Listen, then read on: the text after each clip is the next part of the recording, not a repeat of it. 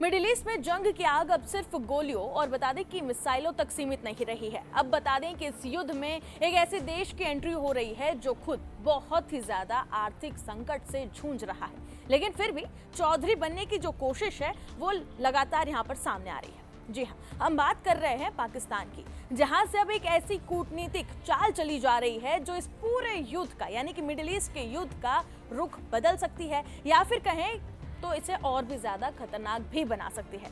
दरअसल बता दें कि ट्रंप ने अचानक एक बहुत बड़ा फैसला लिया है। ईरान पर हमलों को 5 दिनों के लिए रोक दिया गया है और इसके बाद पर्दे की पीछे की कहानी शुरू हो गई है, यानी कि डिप्लोमेसी की सबसे खतरनाक बाजी शुरू हो गई है। रिपोर्ट्स के मुताबिक अब इस्लामाबाद को अमेरिका और ईरान के बीच बातचीत का केंद्र बनाया जा सकता है। सूत्र ये बता रहे हैं कि अमेरिका और ईरान के बीच सीधी नहीं बल्कि बैक चैनल बातचीत चल रही है और इसमें पाकिस्तान के साथ साथ तुर्की और खाड़ी देश जो है वो भी मौजूद है, जो मैसेज कैरियर का यहाँ पर काम कर रहे हैं। और इस संभावित बातचीत में शामिल हो सकते हैं अमेरिका के उपराष्ट्रपति JD वेंस और इसी के साथ ही बता दें कि अमेरिका के विशेष दूत।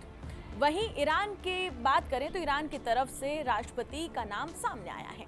यहाँ सबसे बड़ा सवाल यही है कि आखिरकार क्यों आर्थिक रूप से कमजोर और कर्ज में डूबा पाकिस्तान इस युद्ध में मध्यस्थ बनने की कोशिश कर रहा है। तो बता दें कि इसके पीछे 3 सबसे बड़े कारण सामने आए हैं। पहला है ग्लोबल रिलेवेंस। पाकिस्तान खुद को फिर से वैश्विक खिलाड़ी के तौर पर स्थापित करना चाहता है या अपने आप को उस छवि के तौर पर पेश करना चाहता है। दूसरा, सऊदी एंड US कनेक्शन। इस पहल की शुरुआत हुई थी सऊदी से, जहां बता दें कि सऊदी के क्राउन प्रिंस मोहम्मद बिन सलमान के सामने ये प्रस्ताव रखा गया था। अब बात करते हैं तीसरे कारण की, यानी कि स्ट्रेटेजिक पोजीशनिंग की। अगर ये बातचीत सफल होती है तो पाकिस्तान को मिल सकता है राजनीतिक और आर्थिक फायदा। और यहीं पर कहानी में आता है बहुत बड़ा ट्विस्ट। कुछ रिपोर्ट्स ये दावा करती है कि पाकिस्तान सिर्फ मध्यस्थ ही नहीं बल्कि एक बड़ा डबल गेम भी खेल रहा है।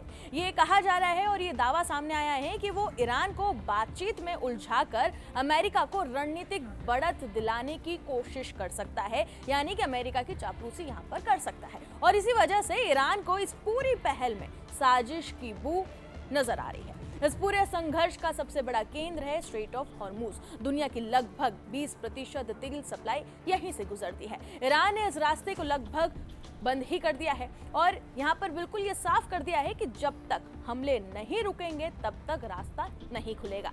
ईरान की रिवॉल्यूशनरी गार्ड्स लगातार हमले कर रही है। वहीं बता दें कि नेतन्याहू ने भी यहाँ पर साफ ये कहा है कि सैन्य कार्रवाई जारी रहेगी। मतलब एक बात बिल्कुल साफ है, ऊपर बातचीत का ढोंग जरूर चल रहा है लेकिन नीचे युद्ध भी है। तो सवाल अब भी यही है कि क्या पाकिस्तान सच में शांति का रास्ता बना रहा है या फिर ये एक सोची समझी चाल है जो इस युद्ध को और भी ज्यादा खतरनाक बना सकती है।